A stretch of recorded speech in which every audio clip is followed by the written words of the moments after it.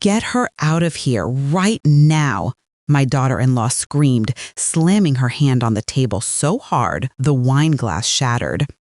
Call the owner here now! I placed my hand on that same table, looked straight into her eyes and said, "In this place, only I have the authority to give orders." The entire room froze, but Sabrina kept her arms crossed, smirking with arrogance. "Who do you think you are? The owner is on the way to kick you out." She had no idea the truth was already standing right in front of her. And with just one more sentence, her entire arrogance was about to collapse. Thank you for listening. Which state are you watching from? Comment below. My name is Gloria Reed, a 62-year-old Black woman from the American South, raised in a modest African-American family that taught me two things early in life: keep your back straight and never let cruelty turn you cruel. I've endured judgment, whispers, and disrespect for years, but nothing prepared me for what happened at my own son's wedding. My name was not on the invitation. There was no seat reserved for me. No one greeted me at the door. Still, I came because I am Ethan's mother, and because a mother's heart doesn't just disappear from her child's life simply because someone else wishes it would. I walked into the wedding hall wearing a deep navy dress I'd saved for special moments. Warm golden light draped itself across the tables, ribbons glowed ivory under the chandeliers, and soft piano music drifted through the air. The whole room looked like a painted memory, perfect, polished, and painfully missing me. I had been inside the reception for barely a minute when a shrill voice ripped through the air like a blade. "Get her out of here!" Every head snapped toward us at once. A wine glass exploded in Sabrina Coleman's hand, my daughter-in-law, the bride, her rage splattering red droplets across her expensive one-of-a-kind gown. Her face flushed with fury, eyes sharp with disdain, as if my presence alone was an insult too big to forgive. Then she screamed again, even louder, "Call the owner out here now!" The room froze. Guests exchanged confused looks. Some stared at me, others pretended not to see me at all. I walked toward the table Sabrina had just slammed the surface, still trembling from her outburst. The flowers shivered in their vase, petals trembling as if they too understood the danger of being too close to her. I placed my hand on the table, steady and calm, letting the cool wood ground me. I looked right into Sabrina's furious eyes and spoke slowly, letting each word land. "Are you sure you know who you want to call out here?" A murmur spread through the guests. "I think that's the groom's mom. Why is the bride acting like this? Oh my God, this is humiliating." But Sabrina didn't flinch. She lifted her chin higher, wearing that cruel little smirk she'd perfected since the day I met her.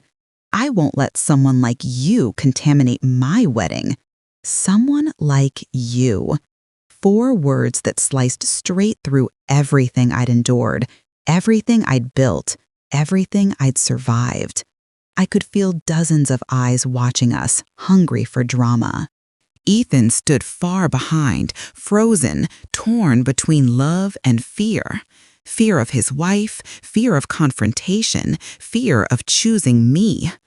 I inhaled slowly, and when I met Sabrina's gaze again, my fear was gone, replaced by something steadier, something earned. Here, my voice remained soft, yet it echoed like a bell. Only I have the authority to give orders. The air tightened. The entire ballroom held its breath. Sabrina let out a sharp laugh, mocking, piercing. "Let's see if you can still talk big," she sneered, "when the real owner gets here." And that was the exact moment everything began to shift in a way Sabrina never saw coming. Sabrina's mocking laugh still echoed in my ears as my heart tightened, pulling me back into memories I tried so hard to bury. Standing there in the glowing wedding hall, I suddenly saw the past unfold in sharp, painful fragments. The early days when Sabrina first entered my son's life were filled with hope on my part. I believed she was kind, gentle someone who would cherish family. But her contempt started early, quiet at first, then bolder, sharper, until it became a weapon she used openly. I remember the first time Sabrina saw me wearing one of my simple outfits during a family gathering. Her eyes swept from my worn shoes to my modest handbag, and she tilted her head toward her friend, whispering loud enough for me to hear every word. "She looks more like a maid than a mother-in-law." A single line, clean and cutting. I stood only a few steps away, pretending not to hear, forcing a smile even as my heart pulled tight. I told myself I only wanted Ethan to be happy, that Sabrina's attitude didn't matter as long as she loved him. I had spent my whole life being judged by my appearance, being underestimated, being pushed aside. But I never imagined someone would have the audacity to say I didn't look worthy of being a mother at all. Another memory surfaced. I had given Sabrina a small birthday present once, a silk scarf I chose carefully. She looked at it for 1 second before placing it back into my hands as if it were contaminated. I don't wear cheap things, cold, flat words that stripped the air between us. I smiled again, swallowing my hurt. But that night, when my front door closed behind me, I sat on my bed wondering why she thought she had the right to treat me as if my affection was beneath her. Ethan sensed something was wrong. He always could. One time, he sat beside me and said quietly, "You did your best, Mom." But the sentence didn't comfort me. It only made the weight heavier. My son was trapped between the two women in his life, unable to defend either one, loving Sabrina, but drowning in guilt toward me. I never wanted Ethan to choose, never wanted to force him into a battle he didn't ask for. But Sabrina had no hesitation. She looked Ethan in the eyes one evening and said, "If you want to marry me, stop involving yourself with her." That sentence hit me like thunder in a clear sky. Her, not your mother, not the woman who raised you for 30 years. I was no longer a person in her eyes, but an obstacle, something to be removed so she could enter the life she believed was superior to mine. There were nights when sleep never came. I lay in the dark, tears slipping down silently. I whispered to myself, "Did I raise you for 30 years just to hear someone tell you to leave me behind?" The pain was not only Sabrina's cruelty, but Ethan's quietness, his fear, his inability to say the words a mother longs to hear. "She's my mom. Respect her." Sabrina's cruelty didn't arrive suddenly during the wedding. It had been present since day one, hidden in the glance she gave me, the gift she returned without shame, the cutting comments that sliced into me like 100 tiny wounds. I grew used to shrinking myself, used to keeping peace, used to swallowing the sharp edges of her words so Ethan wouldn't suffer. But Sabrina didn't realize that today, the day she slammed the table and screamed for my removal, was the day I finally stopped shrinking. And she certainly didn't know that her cruelty was only just beginning to reveal the full extent of the storm she had created. Sabrina had only begun to show how ruthless she could be. The painful memories of Sabrina cling to me like shadows following every step. But to understand the bitter irony of today, you must see the life I kept hidden behind a closed door, a life Sabrina never imagined existed, even as she walked right through it day after day.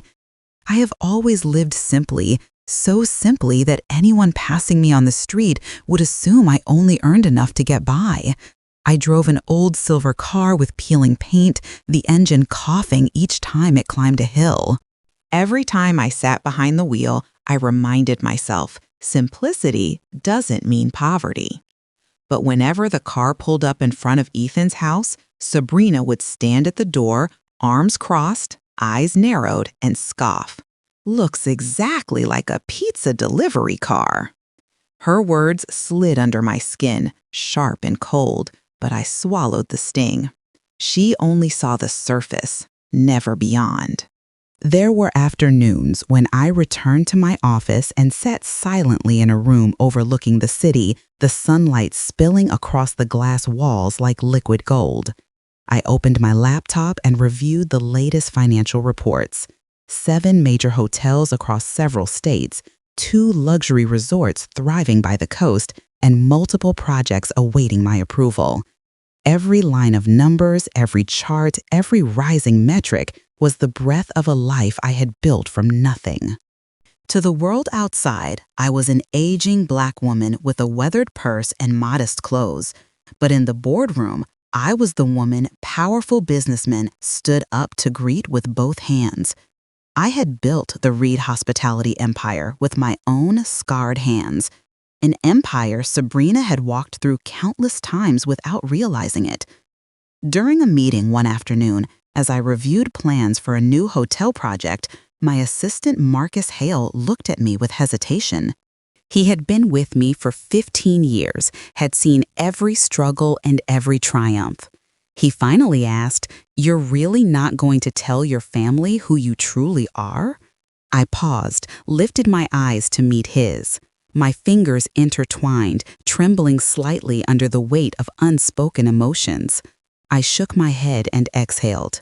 I want to know who truly values my son. I needed to know who loved Ethan for who he was, not for the money, quietly sitting behind him. Life had taught me that wealth turns good people arrogant and turns declarations of love into transactions. I didn't want Ethan to start his life with a woman who came for benefits, not loyalty. I opened my drawer and pulled out a photo from the engagement party, Ethan and Sabrina smiling beside each other. Sabrina leaned into him, her smile bright, but her eyes sharp, calculating, as if she owned everything within her sight. I stared at the photo for a long moment and whispered, "What a pity she believes she has the right to look down on others." All Sabrina ever saw in me was simplicity, age, and the sun-darkened skin of a woman who had worked hard her entire life. She never saw the nights I stayed awake until 3 in the morning, searching for capital to open my first hotel. She never saw my hands scrubbing floors when I couldn't afford cleaning staff. She never saw the contracts, the negotiations, the risks and sacrifices that built my world. And the cruelest irony of all, the wedding she proudly strutted around in bragging about every detail was being held inside one of my own properties. Property I had deliberately kept hidden so I could see her real face, her true nature, the woman she would become when she thought there was no advantage in treating me with kindness. And just as I predicted, she revealed her arrogance in broad daylight, the kind that cuts, wounds, and diminishes others as if it were her birthright. She believed she was humiliating a poor old woman, but Sabrina had no idea she was insulting the queen of the very empire she was flaunting. The days leading up to the wedding were filled with excitement for everyone except me. I had no voice in anything, from the flowers to the menu to the guest list. Every time I tried to step in, Sabrina found a way to make me feel like an intruder in my own son's life. And what I didn't know then was that behind the scenes, she was carrying out a plan far more cruel than anything I could have imagined. I still remember walking past Ethan's living room one afternoon. Sabrina was sitting with the wedding planner reviewing the guest list. Her voice, sharp and arrogant, made me stop behind the half-closed door. "Remove Gloria Reed. She doesn't fit the aesthetic of my high-class wedding." Not a second of hesitation, not an ounce of compassion, just cold, deliberate erasure. The planner froze, staring down at the list before quietly whispering, "But she's the groom's mother." Her voice trembled as if even she felt the wrongness of what she had been asked to do. But Sabrina didn't waver. She set her pen down, crossed her arms, and said with absolute entitlement, "I'm the bride. I decide." Her words struck me like a fist. This was no misunderstanding, no emotional outburst. This was calculated, intentional cruelty. She wasn't just planning a wedding, she was planning a life where I didn't exist. I once believed Ethan would stand up for me. I believed he would put his foot down when things went too far. But Sabrina knew how to twist things, how to turn love into pressure. That night, I heard them arguing behind their bedroom door. Ethan sounded confused, desperate to keep the peace. Sabrina's voice, however, cut through everything like a blade. "I don't want your mother embarrassing me." I stood in the hallway, frozen. Silence followed her words. A silence that hurt more than anything either of them could ever say out loud. A week later, the wedding invitation arrived. A pristine white envelope tied with a delicate ribbon. My hands shook as I pulled the card out. The guest list was long, beautifully printed, carefully organized, but my name was nowhere, completely erased as if I had never existed in my son's world.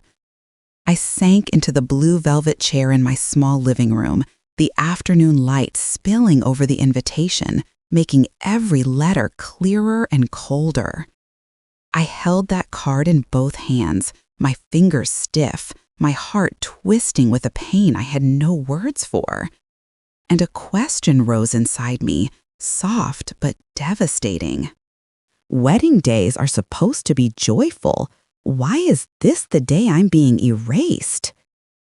I didn't blame Ethan entirely. I knew how deeply he loved Sabrina, how much he feared losing her.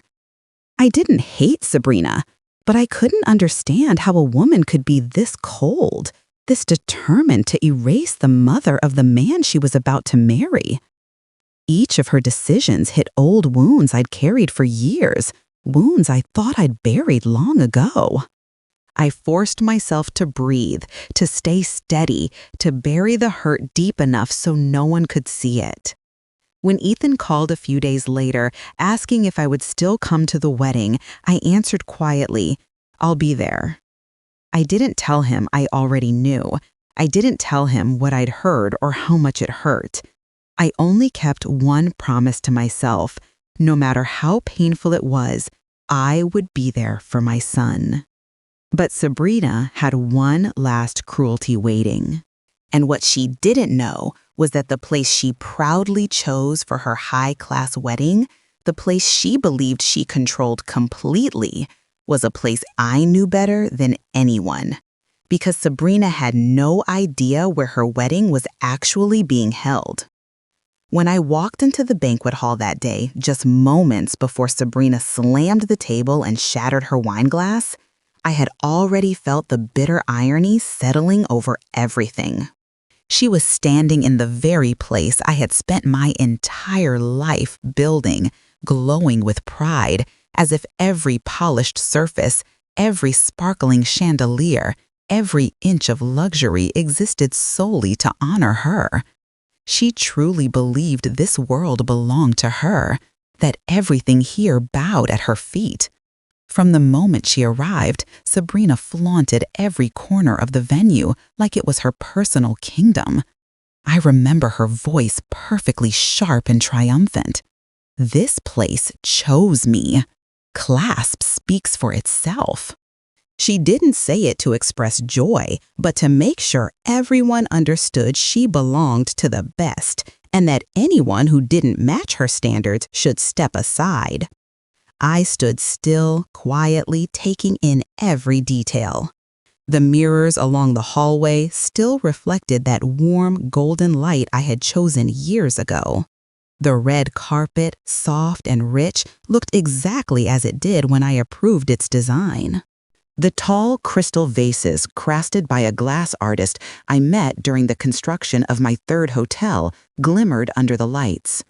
Every detail in that room carried my signature, though no one knew. Yet now the work of my entire life was being claimed by her. I wasn't upset because Sabrina didn't know. I was upset because she thought she deserved credit for a world she never lifted a finger to build. I looked around, a quiet ache filling my chest. The work of my entire life claimed by her, I murmured to myself, the words heavy but barely above a whisper. Guests wandered through the hall admiring everything. I overheard one of them say, "This hotel is stunning." For a brief moment, the praise warmed me, but before I could even savor it, Sabrina cut in, lifting her glass with a smug smile. "I have taste, not like some people." Her eyes slid toward me for the briefest second, sharp enough to draw blood. Her so-called taste had nothing to do with any of this. She didn't know who built it, who designed it, who negotiated every contract. She only saw the glittering surface and assumed it existed to crown her. I walked toward the central pillar where the hotel's logo was engraved into a sleek slab of black marble. My fingers brushed the familiar grooves, tracing the emblem I had once dreamed of. If she only knew who built it, I thought. The words echoed inside me like a quiet promise. No one in that hall knew this was the smallest property in my entire hotel portfolio. I never bragged, I never flaunted, I never needed wealth to speak for me. But watching Sabrina strut through the space, parading her arrogance as if she owned the air itself, stirred something deep inside me. A sadness, a simmering fire. I stood there remembering the nights I scrubbed floors myself because I couldn't afford more staff. The months I negotiated deals through exhaustion. The years I fought through prejudice, disrespect, and financial barriers just to build something real. And here she was claiming it all with nothing but a dress and a shallow sense of entitlement. I took a slow step back, watching her feeling the weight of everything she didn't know press against the moment like a growing storm. She laughed, loudly shook hands with guests, boasted about the decor, the service, the design, acting as if she had personally crafted every inch of the celebration. And I stood on the sidelines, a shadow she thought she had erased. What Sabrina didn't understand was that real power doesn't scream. It doesn't sparkle. It waits in silence. But when it moves, the entire room shifts. I thought I could stay quiet for Ethan's sake. I thought I could swallow the bitterness for one day. But watching her stomp across a place I built with the sweat of my youth, I knew this silence was coming to an end. Not because I wanted revenge, but because truth cannot stay buried when someone is determined to trample it. As I stood there, fingers still resting on the hotel logo, a memory washed over me of the hardest nights that shaped the woman I became. And in that moment, the door at the far end of the hall opened. A familiar sound, firm footsteps, steady and respectful, echoed across the floor. The atmosphere shifted instantly. Someone had entered who understood the truth behind these walls. Then a man stepped inside, the only person in that room who recognized who I really was. The man who walked in from the back of the hall had barely caused the atmosphere to shift when Sabrina struck again, turning the already tense ceremony into a storm. The moment she saw me standing by the pillar, my fingers brushing the hotel's logo, her eyes sharpened with a cruelty I'd come to know too well. She marched toward me with her wedding train sweeping behind her like a white tide that demanded all attention. She stopped only a few steps away, and before the man at the door could even speak, Sabrina screamed, her voice shattering through the room like broken glass. "You disgust me! Get her out of my sight!" Every head in the ballroom whipped around. Gasps echoed through the space, bouncing off marble pillars and crystal chandeliers. I stayed still, keeping my breaths steady, even as her rage burned right in front of me. Sabrina stepped closer, pointing directly at my face, her glare filled with venom. "Throw her out of this hotel right now!" The command cracked through the hall like a whip. It didn't sound like a bride on her wedding day. It sounded like someone ordering a servant to be dragged into the street. Several guests covered their mouths. Others backed up as though they were witnessing something too shameful to watch. I even caught someone whispering from the crowd, "This bride has lost her mind." The humiliation in the air was thick, suffocating. Not only directed at me, but forcing every witness to feel secondhand embarrassment for what Sabrina was doing. I swallowed hard, fighting to keep my voice steady. When I finally spoke, the words came from a place far deeper than pride. "Why are you treating me like an enemy?" My question wasn't a plea. It wasn't a demand. It was a wound spoken out loud. Sabrina didn't hesitate, didn't blink, didn't soften. She smirked, then tilted her chin like she was delivering a final verdict. "Because you don't deserve to exist in my life." Her words sliced through me, colder than any winter I'd lived through. I heard someone gasp sharply. The cruelty was so blatant, even strangers recoiled. I turned to look at Ethan. My son. 3 small steps away, but separated from me by a distance so wide, it could have been an ocean. He stood frozen, eyes wide, lips trembling like he wanted to defend me but didn't dare. Shame, fear, and confusion washed over his face. He looked like a man being torn apart in 2 different directions. He didn't move. He didn't speak. He didn't defend his own mother. That hurt more than every insult Sabrina had thrown at me.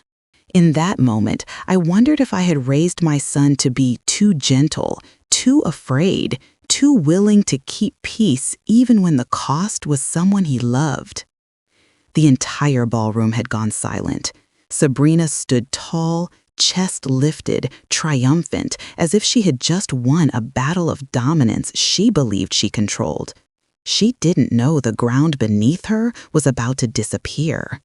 I didn't step back. I didn't cry. I let the silence hang, a dangerous quiet that made several guests shift uneasily. Sabrina drew in another breath, ready to throw one more insult meant to crush whatever dignity I had left. But she didn't get the chance.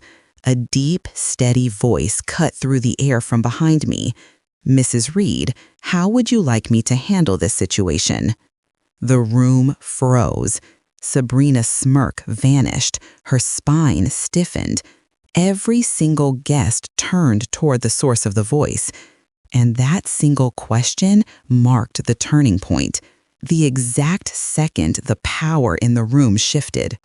The moment the storm stopped obeying Sabrina, the moment that deep voice rose behind us, the entire ballroom froze in place. Sabrina was still mid-breath, ready to spit out another insult, when the man stepped out from the crowd. His black suit was sharp as a blade, his posture crisp, and his eyes locked straight onto me as if I were the only person in the room who mattered. Marcus, general manager of Reed Hospitality. The man who'd been with me since the days when my empire was nothing more than a single modest hotel on the outskirts of the city. The man who knew every brick, every contract, every triumph and scar behind the empire I built with steady hands and decades of grit. He walked forward, shoes striking the marble floor like a slow countdown. And then, right there in front of everyone, Marcus bowed deeply to me, a gesture filled with respect that sliced through the ballroom like lightning. "Mrs. Reed, how would you like me to handle this situation?" Silence. Thick, absolute silence. Sabrina whipped around toward him, her face going pale, yet her mouth still desperate to cling to her delusions. "Are you insane?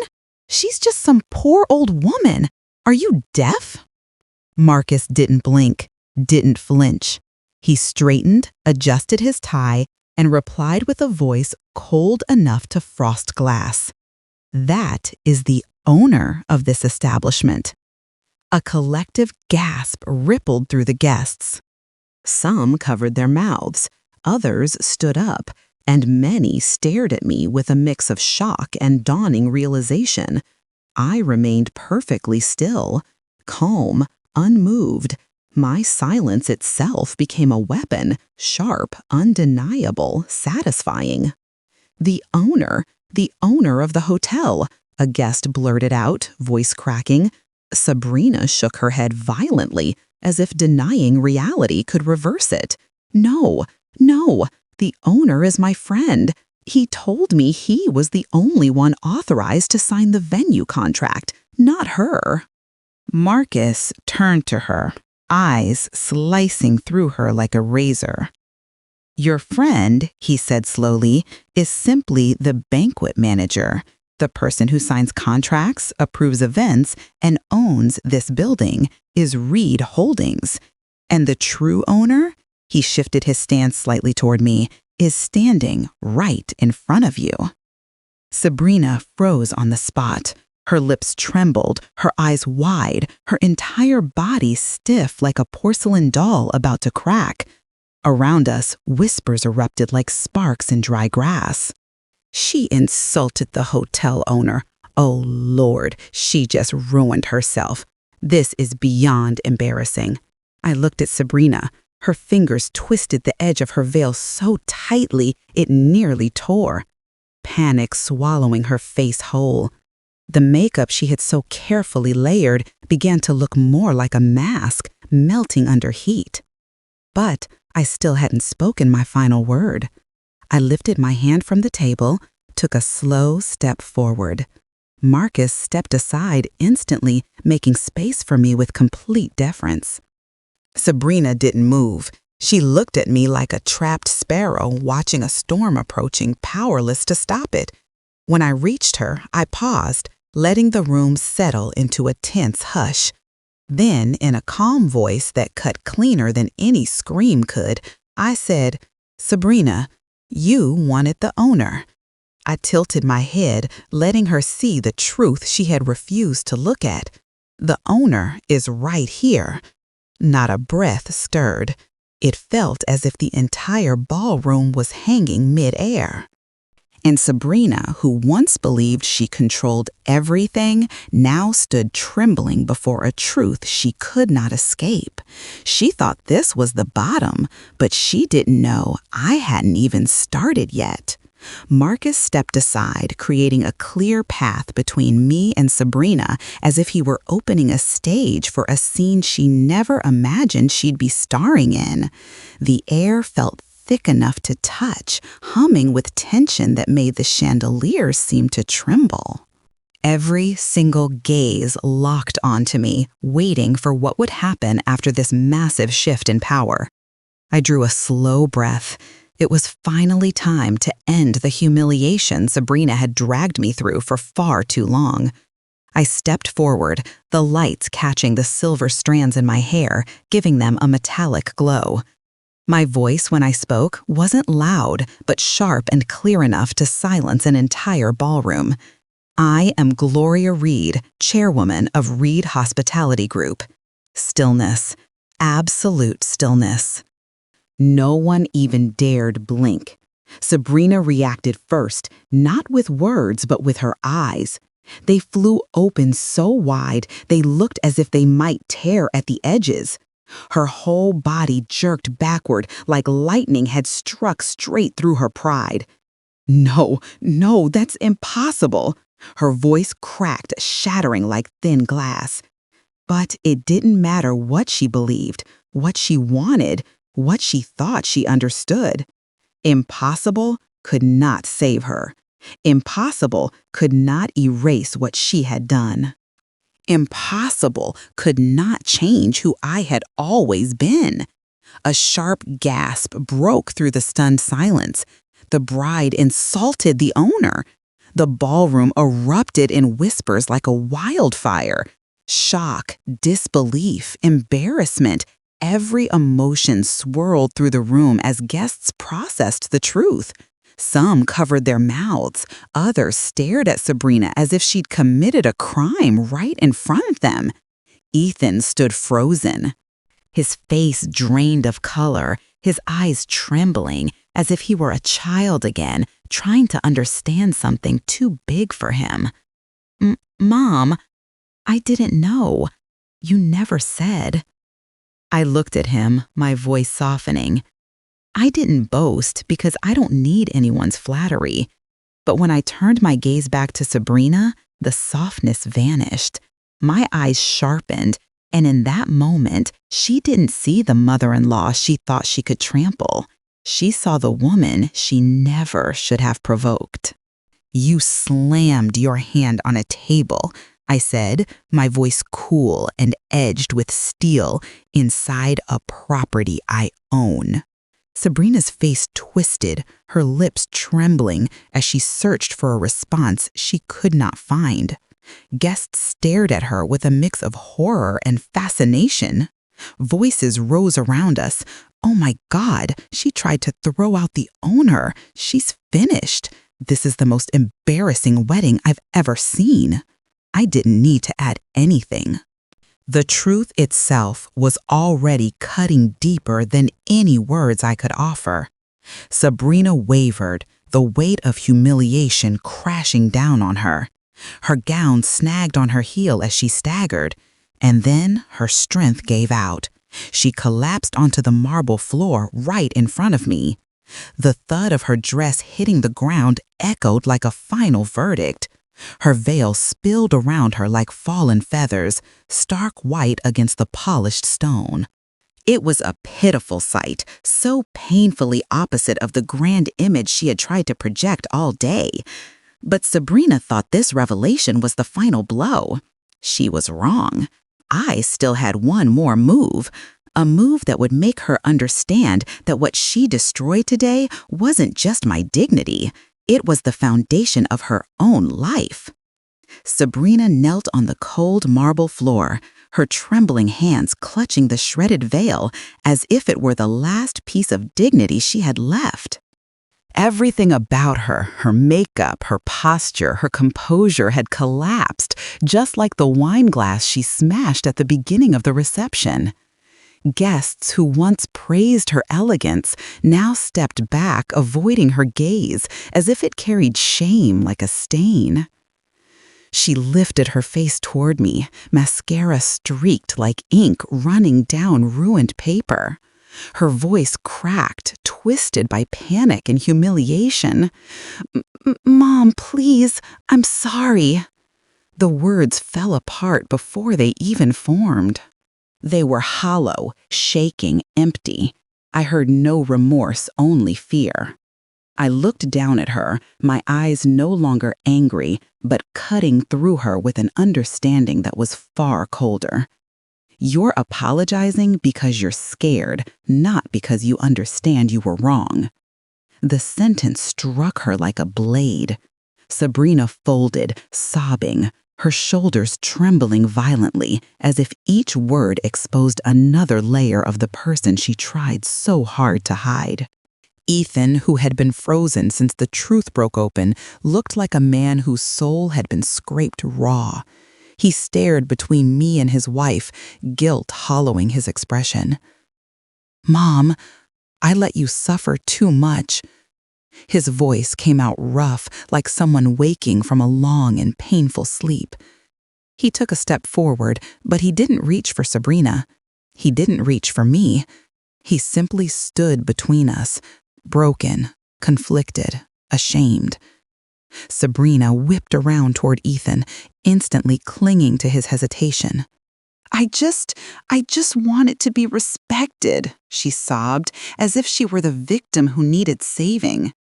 I studied her carefully. There was a different kind of ache rising inside me, not just for myself, but for my family. A family torn apart by pride, so cheap it could be destroyed by a truth revealed in less than a minute. Respect, I said slowly, my voice sharpening on every word, is not something you buy with an expensive wedding dress. A collective exhale rippled through the room. Several guests turned away, unable to watch anymore. Others looked at Sabrina with a mix of pity and disgust. No one stepped toward her. No one defended her. Not a single hand reached out to help her stand. For the first time, Sabrina saw what true isolation felt like. The silence in the ballroom grew dense, so heavy I could hear the fragile sound of Sabrina's breath breaking against the soft wedding music still playing in the distance. I stepped forward. The entire room stiffened as if held by a single tightening string. Sabrina lifted her head terrified. Ethan clenched his fists, bracing himself. Marcus stood still as stone, watching me with unwavering respect. I fixed my gaze on Sabrina, my voice stripped of every softness I'd ever allowed her. Everyone waited. The next sentence would end the life Sabrina thought she had earned, a sentence no one in the room was prepared for, and I was finally ready to say it. I stood before the crowd in a ballroom designed to glorify others, yet tonight no one could deny where the true power resided. Sabrina knelt on the floor, her trembling hands clutching the ruined layers of her wedding gown. Ethan stood behind me, not the avoiding, confused son he had been, but a man seeing the truth about his mother for the first time. I didn't need to scream, didn't need to point, didn't need to threaten. I simply stood tall, my back unbent, despite 62 years of life, my eyes fixed on those who had witnessed me being humiliated minutes before. Power does not need to shout, I said. My voice wasn't loud, yet it filled every crack of the room like an undeniable command. The wedding music had long fallen silent, but now the ballroom was so still I could hear the shaky breaths escaping Sabrina's lips. No one moved. No one dared touch their glass. No one dared interrupt. They looked at me as if seeing a woman they had never known, never understood, never cared to look deep enough to recognize. Whatever rumors Sabrina had spread about her unsophisticated mother-in-law shattered in one night. What remained was sheer reverence. Ethan stepped to my side, his fingers wrapping around my hand as if afraid I might vanish. "I'm proud of you, Mom," he whispered, voice cracking with 7 years of regret. I squeezed his hand but said nothing. I didn't blame him. A mother's heart often needs only one moment of courage from her child to stitch 100 old wounds back together. In front of us, Sabrina bowed so low, her veil pooled around her like spilled water. She couldn't look at anyone, couldn't speak, couldn't pretend to be the powerful bride who believed she could control this family with a wedding certificate. Every layer of makeup, every hint of luxury, every ounce of arrogance had washed away with her tears. I looked down at her, and instead of hatred, I saw something else. Emptiness. The warped shell of a woman who lived in fear of being looked down on, and so spent her life looking down on others. "Sabrina," I said softly, just loud enough for her to hear, "I forgive you." The guests murmured, shocked. No one expected that, not after everything. I continued, "But I will not forget who dismissed me." Sabrina gasped, her shoulders trembling. She understood. This forgiveness would not help her stand. It would force her to face herself. I stepped back half a pace, letting my eyes sweep across the ballroom. White chairs, rows of roses, crystal chandeliers trembling under the weight of the moment. Then I ended the night in a way none of them would ever forget. "Here," I said, my voice echoing against the walls, and anywhere that bears my name, only I give the orders. The ballroom froze. Every gaze locked onto me, stunned, fearful, respectful, overwhelmed. No one breathed. Sabrina remained kneeling. Ethan still held my hand. Marcus bowed deeply once more. The guests exchanged looks silently, asking the question no one dared speak. Could this marriage ever be saved? A wedding had ended. But for Sabrina, tonight was only the beginning of consequences. And for me, Gloria Reed, matriarch of a hotel empire, a dark-skinned woman who had endured humiliation, and tonight marked the moment I reclaimed what was always mine, not with money, not with power, but with a truth that could not be denied. I had returned, and everyone knew it. The ceremony ended unlike any wedding before. Guests slipped away in silence, each carrying the eerie sense that the storm was far from over. I remained in the ballroom, watching crystal lights scatter across the marble floor, beautiful yet heavy like an omen.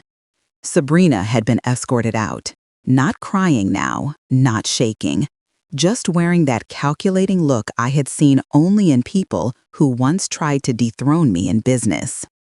Ethan wanted to speak, but I placed a hand on his shoulder. "This is only the beginning," I murmured. He stared at me worried, not understanding. Perhaps it was better he didn't. Not yet. As I walked out of the grand hall, the night wind swept through the long corridor, carrying a coldness that felt like the start of a coming storm. My phone buzzed, a hidden number. One message. "If you think Sabrina is your only threat, you're wrong." No sender, no explanation, only a warning. I looked up at my hotel tower glowing against the night sky, a mighty empire, yet even empires are watched for cracks, and this story is far from finished.